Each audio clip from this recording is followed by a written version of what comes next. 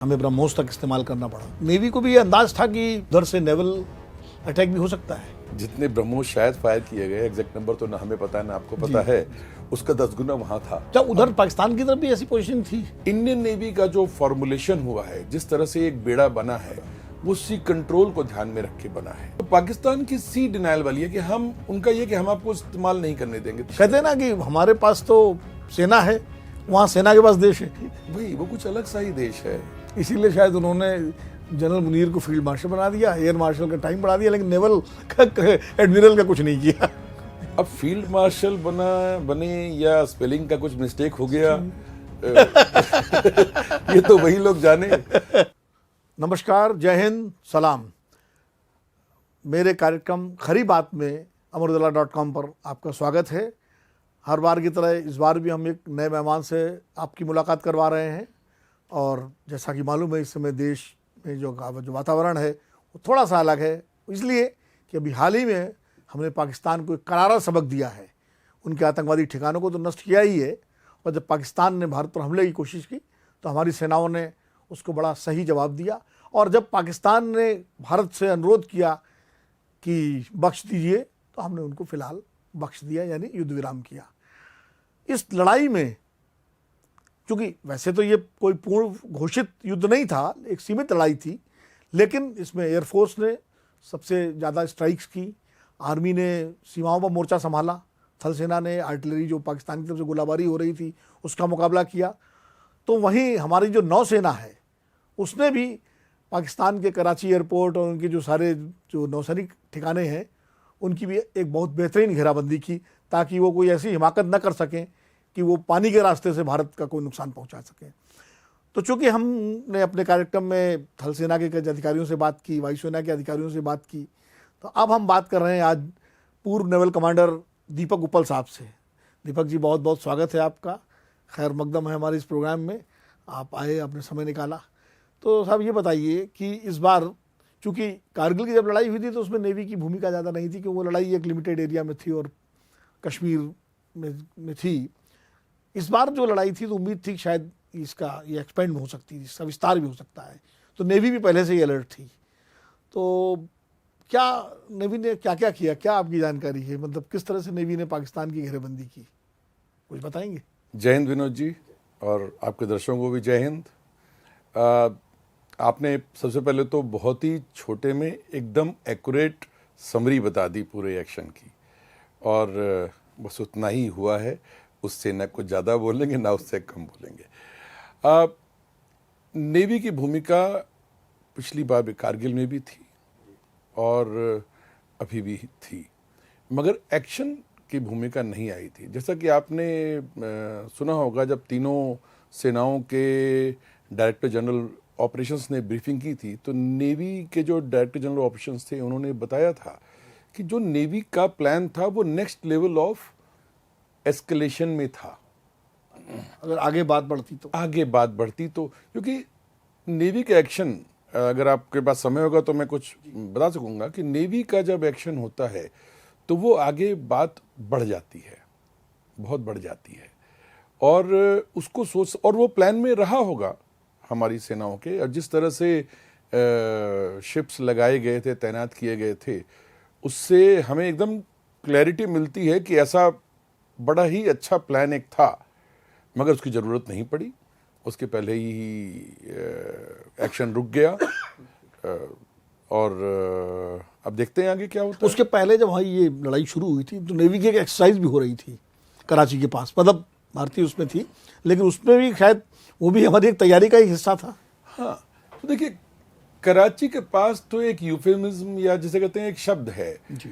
अब चूंकि अगर आप देखें, अगर आप अरेबियन सी जी, तो कराची उसके नॉर्थन टिप के आसपास है, तो हम अरेबियन सी में कहीं भी कुछ करेंगे तो कराची के पास आ जाएगा। हाँ। तो कराची के पास तो एक, पर हम बॉम्बे से निकलते हो तो हम कराची के पास है, बिल्कुल, कोई दूर तो नहीं है। हाँ। तो अब वो किसको आप पास बोलेंगे? 5 किलोमीटर, 50 किलोमीटर, 500 किलोमीटर, कोई सामने कराची ही तो है। हाँ, और जब नेवी की एक्सरसाइज होती है या कोई भी ऑपरेशन होता है तो 5-7 किलोमीटर, 10 किलोमीटर की बात नहीं होती, 50 किलोमीटर की बात नहीं होती है।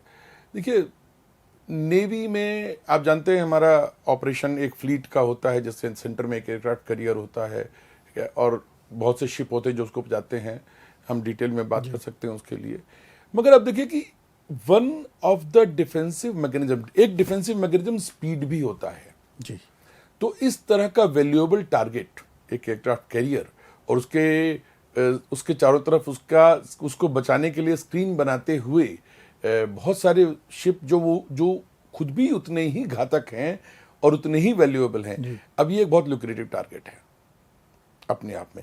तो इस एसेट को सिक्योर रखना, बचाना भी जिम्मेदारी है, अपनी जिम्मेदारी है, और इसलिए ये कहीं रुकता नहीं है। अगर आप बोलेंगे कि कराची से 100 किलोमीटर आगे कुछ एक्सरसाइज कर रहे हैं तो 100 किलोमीटर नहीं रहेगा, 100, 200, 500, 300, क्योंकि नेवी तो मोबाइल है, तो पूरी फ्लीट रातों रात कहीं और पहुंच जाएगी। हाँ, वो खड़े खड़े एक्सरसाइज होती नहीं है। अच्छा, शिप एक जगह पे खड़ा कर दिया, किसी भी समय रुकता नहीं है, रुकते नहीं है। और स्पीड एक डिफेंस मैकेनिज्म है, बिकॉज स्पीड से हम सामने वाले का फायरिंग मैकेनिज्म, डिफेंस मैकेनिज्म जो भी है उसको हम एक काउंटर करते हैं, तो वो भी एक स्पीड भी एक डिफेंस मैकेनिज्म है। तो कराची के पास एक्सरसाइज होना एक यूफेमिज्म से, नेवी अपनी एक्सरसाइज कर रही थी। अब it happens to be Karachi के पास, अगर आप देखें तो अब मुझे नहीं मालूम कि जैसे अब आर्मी में है कि ये इंटरनेशनल बाउंड्री लाइन है, इसके उधर पाकिस्तान के जरिए। नेवी की बैटलफील्ड थोड़ी सी कॉम्प्लिकेटेड है, तो जैसे उसमें टेरिटोरियल वाटर्स हैं, कॉन्टिगुअस जोन है, इंटरनेशनल वाटर इस्लामिक जोन है, उसके बाद इंटरनेशनल वाटर्स हैं। तो ये थोड़ा सा कॉम्प्लिकेटेड सा जोन बनता है जी। और इसके अंदर अपनी नेवी एक्सरसाइज कर रही है। जब तक हम उनके टेरिटोरियल वाटर्स में एंटर नहीं कर रहे हैं तब तक तो जो है वो कोई दिक्कत ही नहीं है, कोई दिक्कत ही नहीं है, और हम अपना एक्सरसाइज कर रहे हैं वो उनके आसपास। अच्छा, जब ये पूरी जो स्ट्राइक हमारी हुई, एयर स्ट्राइक हुई और मिसाइल से हमने उनके आतंकवादी ठिकानों को नष्ट किया, और उसके बाद पाकिस्तान ने रिटेलिएट किया और फिर लड़ाई बढ़ी, हमें ब्रह्मोस तक इस्तेमाल करना पड़ा, तो नेवी को भी ये अंदाज था कि कहीं मतलब जो है उधर से नेवल अटैक भी हो सकता है। जितने ब्रह्मोस शायद फायर किए गए, एग्जैक्ट नंबर तो ना हमें पता है ना आपको पता है, उसका 10 गुना वहाँ था नेवी में। अच्छा। तैनात था, और ज़रूरत पड़ने पर इस्तेमाल भी किया जाता, हमें इस्तेमाल करना आता भी है। और मगर ये अब ये तो गवर्नमेंट के ऊपर है। हाँ, वो तो तैयारी थी, कहाँ ले जाना था, हम फौज तैयार थी, उन्होंने अच्छे से तैनात भी की हुई थी, और ब्रह्मोस ही नहीं और बहुत कुछ था, और बहुत बड़े बड़े भी उस पे थे, अस्त्र थे, तो उसकी तैयारी थी, पोजीशनिंग थी, और ये हर बार होता है। क्या उधर पाकिस्तान की तरफ भी ऐसी पोजीशन थी? पाकिस्तानी नेवी इस समय थोड़ी सी अच्छी कंडीशन में नहीं है। देखिए, पहले तो पाकिस्तानी नेवी और इंडियन नेवी के अप्रोच में फर्क है। नेवी वॉर में 2 अप्रोच होते हैं, एक होता है सी डिनायल, अच्छा, और एक होता है सी कंट्रोल। इंडियन नेवी का जो फॉर्मुलेशन हुआ है, जिस तरह से एक बेड़ा बना है, वो सी कंट्रोल को ध्यान में रख के बना है। ब्रिटिश टाइम से नहीं, ब्रिटिश टाइम से ऐसा नहीं था। हालांकि ब्रिटिश की अपनी पॉलिसी सी कंट्रोल की थी, और इसीलिए नेवी उनकी सबसे स्ट्रांग थी। हाँ, मगर हमारा उनका जो पूरा कॉलोनियलिज्म था वो तो नेवी से ही बना था। हाँ, नेवी से ही बना था। तो हिस्टोरिकली जो भी हिस्टोरिकली जिस देश की नेवी स्ट्रांग रहेगी वो देश तरक्की करता है। आप देखिए कि उसके पहले हिंद महासागर इसलिए था क्योंकि इंडियन नेवी बहुत स्ट्रांग थी, चोलास से लेकर के शिवाजी और उनका। फिर यूरोप में नेवी, खाली ब्रिटिश की सभी नेवी स्ट्रांग हो गई, तो यूरोप ने पूरे दुनिया पे राज किया। फिर अमेरिका और रशिया की बीच में जर्मनी और जापान की नेवी स्ट्रांग हुई थी। हिटलर के टाइम में जापान, जर्मनी की नेवी बहुत स्ट्रांग थी, वो बहुत स्ट्रांग हो गए थे। अभी समझ लिया कि पिछली सेंचुरी के लास्ट सेकेंड हाफ में अमेरिका और रशिया की नेवी बहुत स्ट्रांग थी, अभी भी है, तो वो नंबर 1 पावर। टॉर्पीडो शब्द जो है वो तो जर्मन नेवी से ही आया था। हाँ, तो नेवी का स्ट्रांग होना किसी देश की भलाई के लिए, उनके डेवलपमेंट के लिए बहुत ज़रूरी है। और अगर आप देखें तो अराउंड 2000 के आसपास चाइना ने अपनी नेवी उनकी जूनियर सर्विस थी, सीनियर मोस्ट सर्विस बना दिया था, क्योंकि उनके एस्पिरेशंस थे कि अब हम भी वर्ल्ड, इसीलिए साउथ चाइना सी में वो अपना क्लेम करते हैं। और वहाँ पर हाँ, तो नेवी हमेशा जिस देश की स्ट्रांग रही है उसकी ओवरऑल ऑलराउंड तरक्की हमेशा रही है। इसीलिए कोई लैंडलॉक कंट्री महाशक्ति नहीं बन पाया, क्योंकि उसके बाद नेवी ही नहीं, बन ही नहीं सकता है। तो आज तक बना ही बना ही नहीं, नहीं, हाँ। और बनेगा भी नहीं। It has to be through naval power only, है ना। तो पाकिस्तान की सी डिनाइल वाली है कि हम उनका ये कि हम आपको इस्तेमाल नहीं करने देंगे। तो बेसिकली अगर सी डिनाइल, अच्छा, अगर आप 71 की वॉर में भी देखें तो ज्यादातर रोल उनके सबमरीन का ही सुनाई पड़ता है, जी, जी। और कुछ नहीं सुनाई। और बेचारे कोई कहीं वॉरशिप पिट गए, उनका इस तरह से वो आए कहीं एंकरेज पे पिट गए, डूब गए, इधर उधर, कहीं बाहर ज्यादा नहीं निकले। इस बार भी कोई निकला नहीं बाहर। सबमरीन की कंडीशन उनकी इस समय अच्छी नहीं है। सुनते दो, अब मैं तो क्योंकि सर्विस में नहीं हूं इसलिए एग्जैक्ट कंडीशन तो हमको भी नहीं पता चलती। जब मैं सर्विस में था तब पता होती थी। तो मगर उनकी मैक्सिमम 2 सबमरीन है जो ऑपरेशनल हैं। जहां से जहां तक मुझे खबर लगी, जहां तक कि शायद एक ही बाहर निकली थी, वो भी जल्दी से अंदर चली गई, क्योंकि एक अकेली सबमरीन क्या कर सकती है, कुछ खास कर नहीं सकती। और वो भी थोड़ी पुरानी हो गई है। जब सामने भारतीय नौसेना की पूरी ताकत हो, हाँ, और थोड़ी पुरानी हो गई है। और एंटी सबमरीन जो सोनार वगैरह हैं हमारे बहुत डेवलप हो गए हैं, तो उनके लिए सेफ था नहीं एक्चुअली बाहर रहना ज़्यादा देर, उनके लिए सेफ था नहीं। तो कुछ ज़्यादा उनकी तरफ से शायद इसीलिए उनकी तरफ प्रोवोकेशन भी नहीं हुआ, पोस्चरिंग भी नहीं हुई। पोस्चरिंग भी नहीं, बाहर आके जैसे हम एक युद्ध में होते हैं तो पोस्चरिंग करते हैं, जैसे हमारी फ्लीट कर रही थी पोस्चरिंग, तो पोस्चरिंग भी नहीं हुई। एटलीस्ट जहां तक हमने ये न्यूज़ से डिसाइफर किया है कि पोस्चरिंग भी नहीं उनकी तरफ से। इसीलिए शायद उन्होंने जनरल मुनीर को फील्ड मार्शल बना दिया, एयर मार्शल का टाइम बढ़ा दिया, लेकिन नेवल एडमिरल का कुछ नहीं किया। अब फील्ड मार्शल बने या स्पेलिंग का कुछ मिस्टेक हो गया, ये तो वही लोग जाने। पर अब हमारे यहाँ तो ये मजाक एक चलता ही रहता है कि पता नहीं किस बात के मेडल लगा घूमते हैं वहाँ के जनरल, क्योंकि कभी कोई वॉर तो जीते नहीं किसी बात में, हर जगह से पिट के ही आते हैं और फिर जो है वो मेडल लगा लेते हैं, चाहे 71 हो चाहे जो हो। 65 में, मगर प्रमोशन एक, अब जैसे कारगिल युद्ध हारे परवेज मुशर्रफ साहब, बुरी तरह उसके बाद उसका प्रेसिडेंट बन गए देश के। तो क्या जनरल मुनीर उसी रास्ते पर हैं क्योंकि अभी हारे हैं। अब फील्ड मार्शल बन गए हैं तो अब चाहे पाकिस्तान में कुछ भी मुमकिन नामुमकिन नहीं है, सब मुमकिन है, कुछ भी हो सकता है। कुछ अलग सा ही देश, हाँ, कुछ अलग सा ही देश। कहते हैं ना कि हमारे पास तो सेना है, वहाँ सेना के पास देश है। वही, वो कुछ अलग सा ही देश है और लॉजिक वहाँ काम नहीं करता है। इसलिए हमारी लीडरशिप का और हमारी फौज का काम भी थोड़ा मुश्किल हो जाता है, क्योंकि उनसे हम इलॉजिकल भी एक्सपेक्ट करते हैं। हाँ, डील करना उनसे जो है, डील कर सकते कि ये इलॉजिकल काम भी कर सकते हैं। हम सोचेंगे कि ऐसा यहाँ क्यों किया, क्यों करेंगे, पर कर दिया। आखिरकार पहलगाम वाला क्यों करना था? हाँ, लेकिन कर दिया। आपका देश इकोनॉमिक क्राइसिस से गुजर रहा है, इस समय आपको सपोर्ट चाहिए। आटा 400 रुपए किलो, 500 रुपए किलो बिक रहा है, लोगों में त्राही मची हुई है। आप कटोरा लिए दुनिया भर में घूम रहे हो, दुनिया भर में घूम रहे हैं, $1.5 मिलियन डॉलर के लिए आप 4 चक्कर लगा रहे हैं।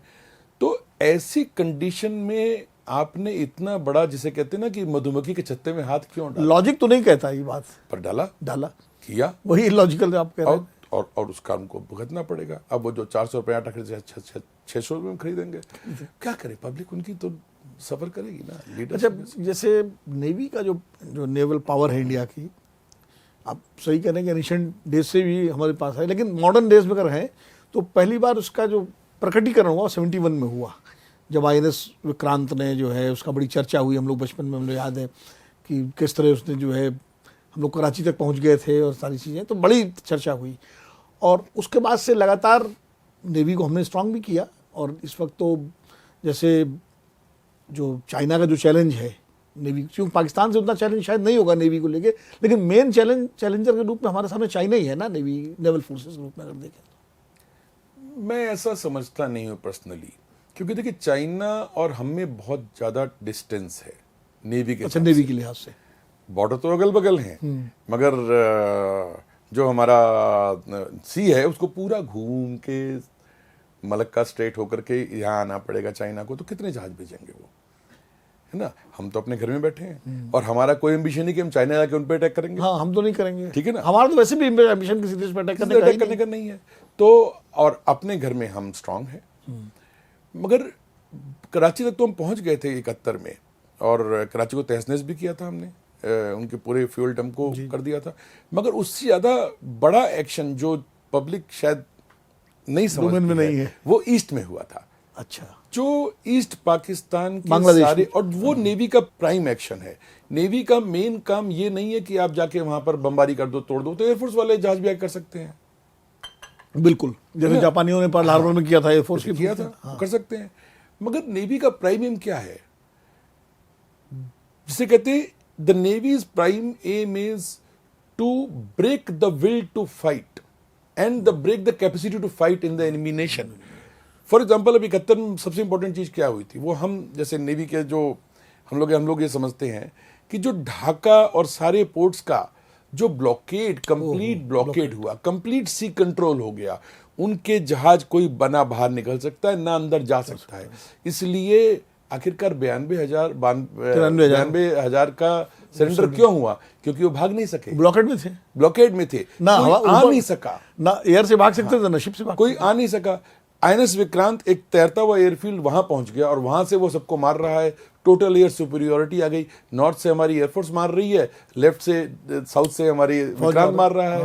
और ये जो total air and sea control जो स्थापित हुआ, which resulted in the breaking of the will to fight, which resulted 92,000 की फोर्स स्ट्रांग नहीं होती है बिल्कुल, अगर की कमजोर कम नहीं होती, अगर वो लड़ी लेते, हाँ, एक एक गोली भी सब फायर करता तो 92,000 गोलियां निकलती। मगर जो उनके अंदर लड़ने की हिम्मत थी, कुव्वत थी, ताकत थी, वो खत्म हो गई। और ये नेवी का रोल होता है, इसीलिए साइलेंट सर्विस करते हैं। ये रोल किसी को पता ही नहीं चला। बिल्कुल, ये सर आपने बड़ा अच्छा बताया। 92,000, हम लोग भी जब बात करते हैं तो कराची की बात करते हैं, वहां की बात करते हैं। 92,000 ने सरेंडर किया, तो इसीलिए किया, एक बहुत बड़ा कारण था कि कहां जाएं, किधर जाएं। नॉर्थ में तो आर्मी है और इधर से निकलने नहीं दे रहे हैं, एयरफोर्स में निकल नहीं सकते, एयरफोर्स तो ऊपर कोई जहाज आ नहीं रहा है, टोटल एयर सुपीरियोरिटी है एयरफील्ड पे इंडिया की। सी ब्लॉकेट कर दिया है कंप्लीट। तो अच्छा, इसीलिए उनको कोई मदद भी नहीं मिल सकती, उनको कोई मदद आ नहीं सकती क्योंकि कोई सारे पोर्ट्स ब्लॉकेड है।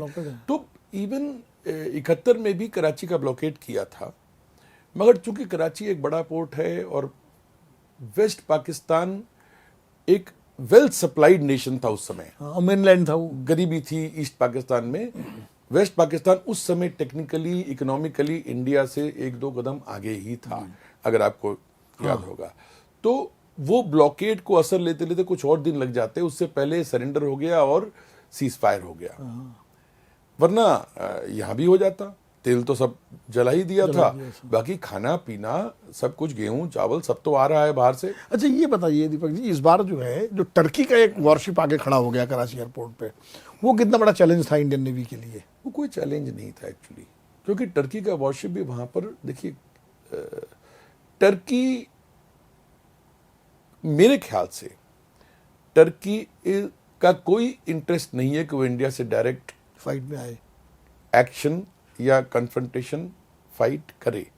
हाँ, जरूर है कि कुछ लोग सुनते हैं कि उनके टर्की आर्मी के मरे हैं जो ट्रेनिंग दे रहे थे नए नए ड्रोन्स को इस्तेमाल करने के लिए। जब हमने उन ड्रोन्स के हब पे स्ट्राइक किया तो बम फटा तो वो भी मरे, रेंज में आ गए, सब साथ वही मरे। तो हमने, हमारा कोई तो वो नहीं था। इस तरह से वो टर्की का जो वॉरशिप आया था, वो क्यों आया था? एक समय पर उसने वापस जाना चाहा, उसको सेफ पैसेज दे दिया गया, वो चले गए अपना, वो अपने घर चले गए, जो कुछ उन्होंने करना था कर दिया।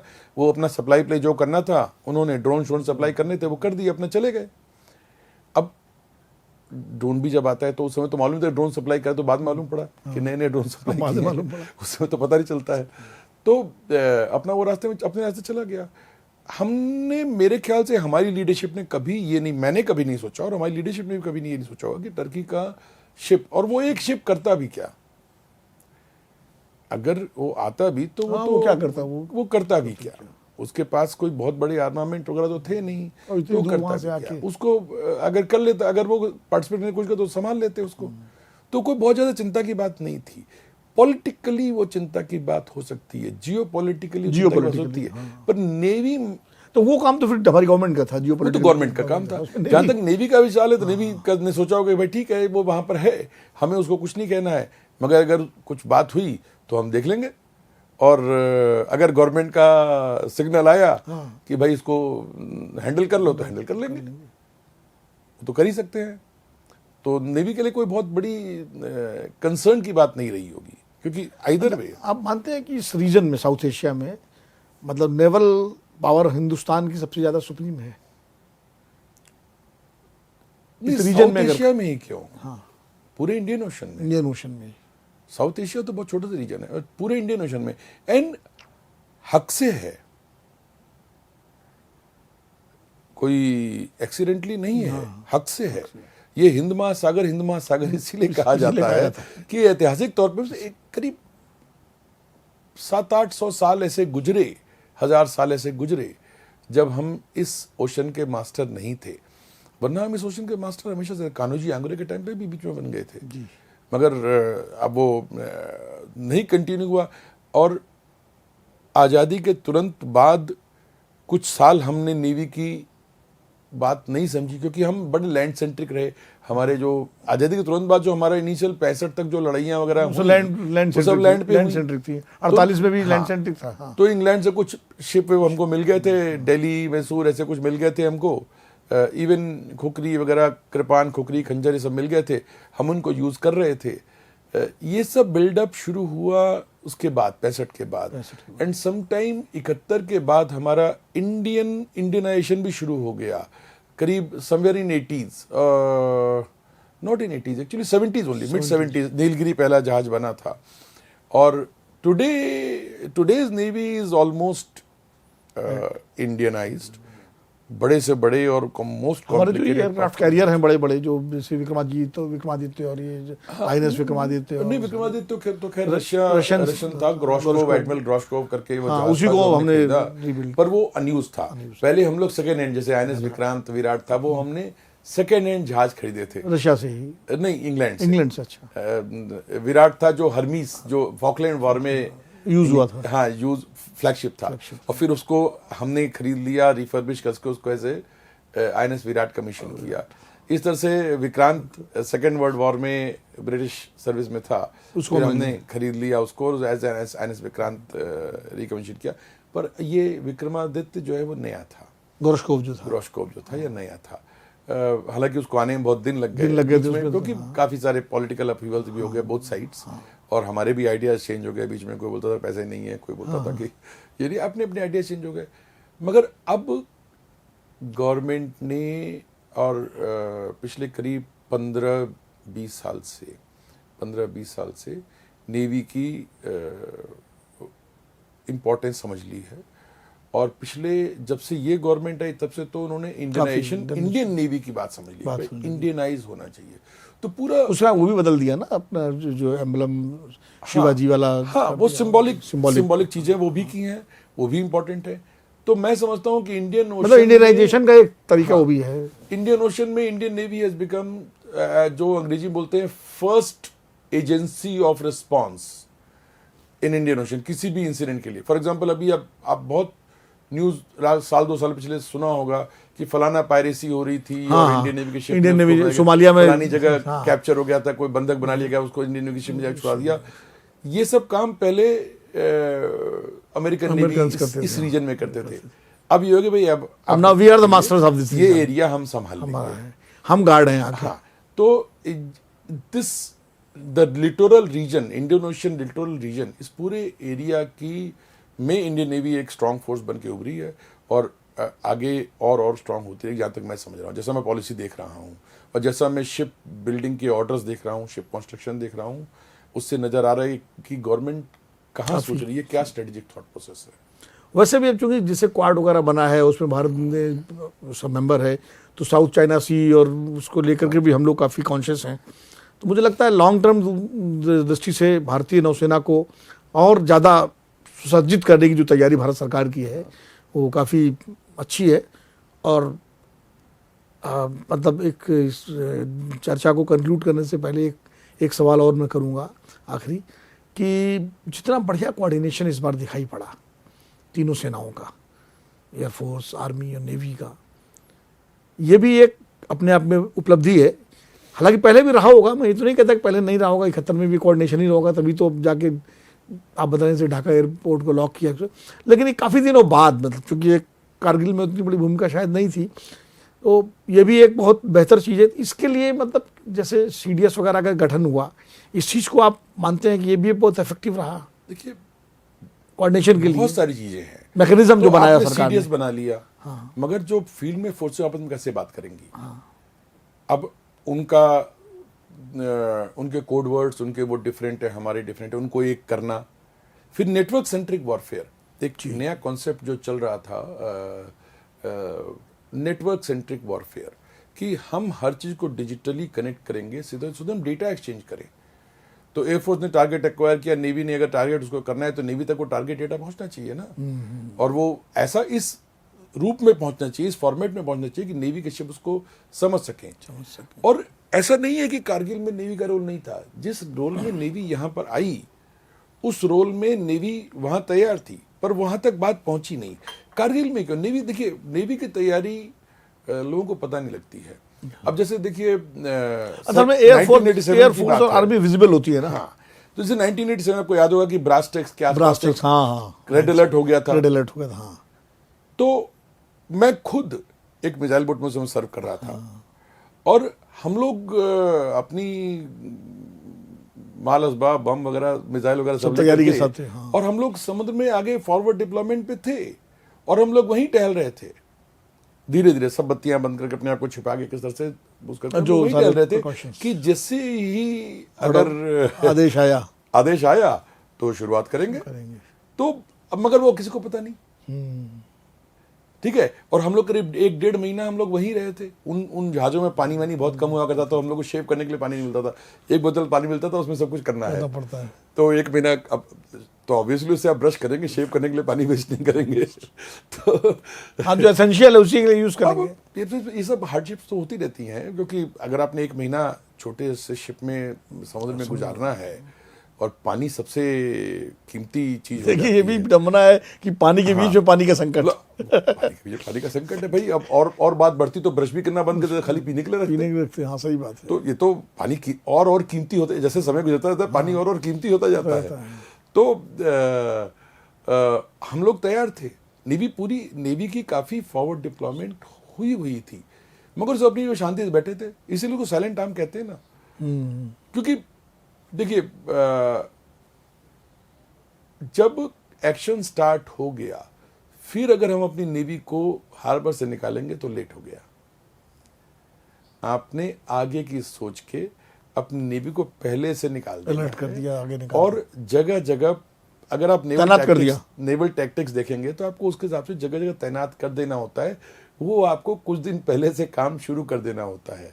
अगर आप अब वॉर छिड़ गई तब आप निकाल रहे हैं, जैसे इवन आर्मी के लिए है कि अगर आपके कॉलम्स, अगर में एक कोई आपके पास अटैक डिवीजन है, वॉर छिड़ गई तब उसको जाके तो नहीं कर पाएगी, उसको आपको पहले फॉरवर्ड पोस्ट पे करना पड़ेगा। इसीलिए वो कहानी आपने सुनी होगी, जब फेमस इंसिडेंट है जो जनरल मानेकशॉ का है कि मई जून में इंदिरा जी ने बोला कि भाई हमको तो वॉर करनी पड़ेगी, तो मानेकशॉ ने बोला ये अभी नहीं कर सकते हैं भाई, आप हमको टाइम दीजिए, हम दिसंबर तक रेडी करेंगे, and I can guarantee you success. और वही हुआ। ये तो मतलब बड़ी मशहूर कहानी। अच्छा ये बताइए कि जैसे 71 में अमेरिका ने 7th फ्लीट भेज दिया था, एक हमारे लिए खतरा था, वो बाद में रिवर्ट हुआ, रशियंस आ गए, सारी चीज़ें। अब अगर इस तरह कोई खतरा है, मान लीजिए कल को अमेरिका या चाइना कोई बड़ा, खासकर मैं चाइना की बात करूंगा, यूएस शायद अब ना आए अब, और इस तरह से कोई बड़ा जहाजी बेड़ा भेज दे भारत के खिलाफ, तो हमारी नेवी उसका मुकाबला करने में सक्षम है? देखिए चाइना के बारे में पहले बोलूंगा कि चाइना की मिलिट्री बैटल टेस्टेड नहीं है। जो अभी चाइना का जो कुछ बढ़ा है, अब जो टेस्ट हुआ है चाइनीज इक्विपमेंट इस संघर्ष में, तो सब कुछ तो गिर गया, टूट गया, सामने है, रिजल्ट आपके सामने है, कुछ काम बन नहीं पाया उनका। और कुछ लोग कहते हैं चाइना ने उनको सेकंड ग्रेड माल भेज दिया था, जो चाइनीज माल के बारे में जो कहा जाता है, मीम्स लोग बनाएंगे, क्योंकि अब ऐसा हो गया तो मजाक उड़ेगा और लोग बनाएंगे, इट इज ऑल राइट। मगर बेसिक ये है कि उनकी कैपेबिलिटी बैटल टेस्टेड नहीं है। इसी तरह से हम अब यही चीज को अगर हम एक्स्ट्रापोलेट करें, तो अगर वो अपने शिप्स को और उनको हमारे यहाँ भेजेंगे तो मुझे नहीं मालूम कि बैटल में क्या परफॉर्मेंस होगा उनका, बहुत अच्छा हो सकता है या उतना अच्छा नहीं हो सकता है। हमें उनका अच्छा सोच के कि वो अच्छे स्ट्रांग वेल परफॉर्मर होंगे, अपने प्लान बनाने होंगे, एंड अकॉर्डिंग अपनी घेराबंदी करनी होगी, अपनी किलेबंदी करनी होगी, जिसके लिए हमारी नेवी सक्षम है। काफी चीजें बदल चुकी हैं। हाँ, जिसके लिए हमारी नेवी सक्षम है कि जितना पोर्शन उनकी नेवी का वहां से यहाँ आ सकता है, अभी देखना पूरी चाइनीज नेवी तो यहाँ नहीं आ पाएगी ना, तो जितना पोर्शन उनका वहां से यहाँ आज आ सकता है उसको संभालने के लिए हमारी नेवी मुझे लगता है सक्षम है। और मगर US navy that is a different thing. US navy battle harden navy है, टेस्टेड है वो तो। टेस्टेड है, और हर जगह युद्ध करा के अपनी नेवी टेस्ट करते रहते हैं। भाई देखिए ना, आप इराक में टेस्ट हुई, लीबिया में टेस्ट हुई, अफगानिस्तान में टेस्ट हुई, कोसोवो में टेस्ट हुई, बिल्कुल। तो टेस्ट तो होती जा रही है, तो वो टेस्ट वॉर करते टेस्टेड रहते है, हैं, हाँ। वॉर टेस्टेड है वो, तो वो एक दूसरी बात है। मगर अगर US navy with let's say a malignant intention जैसे सेवन फ्लीट के टाइम में लग अगर रहा इंडियन था। ओशन में आती है, तो जैसे सेवंथ फ्लीट के टाइम पे भी हम अकेले नहीं थे, सबमरीन्स उनसे पहले पहुंच गई थी, रशियन सबमरीन, सोवियत सबमरीन्स, और उनके सामने सर्फेस होकर बताया कि भाई हम यहाँ पर हैं, ज्यादा तो कहा ना उसने एडवेंचर मत लीजिएगा। Soviet has arrived. हाँ, तो वैसे ही जब अमेरिकन फ्लीट अगर किसी मेलाफाइड इंटेंशन से आएगी, दोस्ती में आएगी तो ठीक है आएगी, पर मेलाफाइड इंटेंशन से आएगी तो बाकी और लोग भी तो है ना, जियोपॉलिटिक्स का खेल चलेगा। अब उससे हमारा लीडरशिप कितना सक्षम है बाकी लोगों को इन्वॉल्व करने के लिए, वो तो फिर तो ये एक वो हो जाएगा ना कि एक बैटल ग्राउंड हो जाएगा, इंटरनेशनल बैटल ग्राउंड हो जाएगा। तो उस वो कैसे, वो सिनेरियो कैसे अनफोल्ड होगा ये देखना पड़ेगा। और ये बहुत हाई लेवल की बात है, बहुत हाई लेवल जियोपॉलिटिक्स की बात है, जो कि मतलब कि प्रेसिडेंट्स और प्राइम मिनिस्टर्स के लेवल की बात है, वो हम लोग नहीं बता पाएंगे उसमें कैसे होगा। अच्छा, ये बस एक और सवाल करके इसको कंक्लूड करते हैं कि हमारी जैसे जो डिपेंडेंस रही है आर्मी में, एयरफोर्स में और नेवी में भी, वो रशियंस पे रही है हमेशा, इक्विपमेंट्स को लेकर के, उसको लेकर के। तो अभी भी वही चल रहा है या कुछ हमने इसमें और कंट्रीज को भी एक्सप्लोर किया है? नहीं, अब तो बहुत कुछ बदल गया है। अब इक्विपमेंट पैक आप देख लीजिए, ये जो खासकर नेवी को लेकर मैं बात कर रहा हूँ। नहीं, तो अब तो बहुत कुछ बदल गया है। इक्विपमेंट, एक तो बहुत सारे इक्विपमेंट हमारे अपने आ गए, इंडिजिनस आ गए हैं बहुत सारे। अच्छा, उसमें फ्रेंच भी काफी कुछ आ गया है, अब रफाइल आ गए हैं जहाज में, तो रफाइल भी चल रहा है, सुखोई भी चल रहा है, दोनों चल रहे हैं।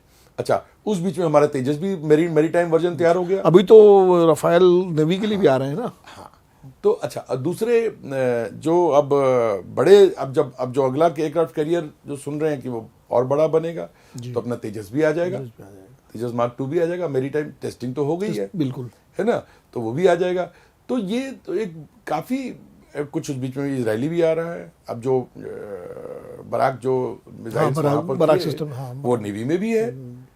तो रडार्स भी हैं, अपने इंडियन रडार्स हैं, सेंसर्स जो हैं, सोनार्स तो ज्यादातर इंडियन ही है अब, क्योंकि बेस्ट सोनार्स, और टेस्टेड भी हैं सब। हाँ, नहीं, एक बात और भी है कि इंडियन ओशन के जो पानी है वो बाकी सारे ओशन से अलग है। अच्छा, तो जो लोग अटलांटिक के लिए सोनार डेवलप करते हैं, सब फेल हो जाते हैं। वो जैसे हम लोग अभी एयरफोर्स की बात कर रहे थे। अब देखिए, इसीलिए हमारी वो खुखरी चली गई, क्योंकि वो सोनार अटलांटिक के लिए बना था, वो यहाँ पर फेल हो गया, और हंगूर ने उसके लेयर ग्रीन छिपर के मार दिया। मगर अब तो हमारा अपना डेवलप्ड है, वो यहाँ के पानी के हिसाब से बेस्ट सोनार्स इंडिया के हैं, बेस्ट रेडार्स इंडिया के हैं, सबसे बेस्ट रेडार्स अब इंडिया के, जो हमारे वातावरण के हिसाब से, हमारे पानी के जो हमारी लेयर पानी की जाती है, जिस तरह के रिवर्बरेशंस उसके, जो टेम्परेचर प्रोफाइल उसका होता है, उस हिसाब से डेवलप हुए हैं। तो वो सब तो ज़्यादातर तो अब इंडियन ही है, फॉरेन लेते हैं, और लेना भी चाहिए। जो वाई री इन्वेंट द व्हील, आपके यहाँ जो चीज़ बाहर अच्छी मिल रही है उसको लेकर। मगर हाँ, एक बात अभी बहुत अच्छी हो रही है कि हम जब भी कुछ बाहर खरीद रहे हैं, हम बैकवर्ड इंटीग्रेशन का, नेटवर्क सेंट्रिक वॉरफेयर से बैकवर्ड इंटीग्रेशन का पूरा ख्याल रख के ले रहे हैं जी। मतलब इस हिसाब से नहीं ले रहे हैं कि हम ले लें, वो अपना अलग चल रहा है, बाकी लोग अलग चल रहे हैं, वो नहीं। और वो इंटीग्रेशन बहुत जरूरी है, इंटीग्रेशन बहुत जरूरी है। अब चलते चलते इस प्रोग्राम को ख़त्म करने से पहले एक संदेश हमारे नए दर्शकों के लिए, खासकर युवा दर्शकों के लिए, जो अभी स्कूलों में है, कॉलेजेस में है, वो कैसे मोटिवेट हो नेवी में, एयरफोर्स में, आर्मी में आने के लिए, थोड़ा उनके। देखिए, पहली बात तो युवा के लिए अगर पूरा कहना चाहे तो हमें उन्हें क्या कहते हैं, देश के लिए समर्पित रहें। और देश के लिए समर्पित होने के लिए फौज ज्वाइन करना ही जरूरी नहीं है। आप 40 साल से जो कर रहे हैं वो भी देश के लिए समर्पण ही है। अपने अपने फील्ड में सब लोग अच्छा काम करें।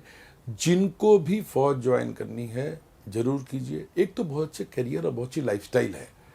एक जिंदगी, मैंने 23 साल सर्विस की, बहुत अच्छी जिंदगी दी और डिसिप्लिन लाइफ, मैं और मेरा परिवार दोनों। हाँ ठीक है, जब हम फील्ड एरिया में होते हैं, जब हम समुद्र में होते हैं, थोड़ी सी हार्डशिप होती है, कहाँ नहीं होती है। बिल्कुल।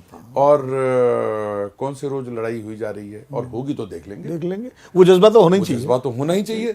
तो जरूर ज्वाइन कीजिए। फौज एक बहुत अच्छी लाइफ है, बहुत ऑनरेबल लाइफ है, बहुत अच्छा लगता है उस सर्विस में। और मेरा तो एक्सपीरियंस, जो कि मैं इंडिया का हूँ, तो आर्मी, नेवी, एयरफोर्स तीनों के दोस्त हैं मेरे साथ और एक्सपीरियंस है। पर मुझे अगर दोबारा करना पड़ा तो मैं नेवी ही ज्वाइन करूंगा। ये बहुत अच्छी बात कही आपने, और ये अच्छा भी है कि आप जिस सर्विस ने आपको इतना सब कुछ दिया है, इज्जत दी, मान दिया, सम्मान दिया, ज्ञान दिया, सब दिया, तो जाहिर है उसके प्रति एक प्यार भी होना चाहिए। ये थे नेवल कमांडर फॉर्मर दीपक उप्पल जी, जो बहुत तकनीकी मामलों के भी विशेषज्ञ हैं और इन्होंने 23 साल भारतीय नौसेना की सेवा की है। इनसे हम रूबरू हुए। अगले कार्यक्रम में हम फिर किसी नए मेहमान के साथ आपके सामने होंगे। और आपका बहुत बहुत आभार दीपक जी, आप आए, एक बार फिर से आपको शुक्रिया, धन्यवाद। तब तक के लिए, अगले प्रोग्राम के लिए इजाज़त दीजिए मुझे। नमस्कार। अगर आप ये वीडियो YouTube पर देख रहे हैं तो हमारे चैनल को सब्सक्राइब कर बेल आइकन दबाएं, और Facebook पर देख रहे हैं तो हमारे पेज को लाइक करें।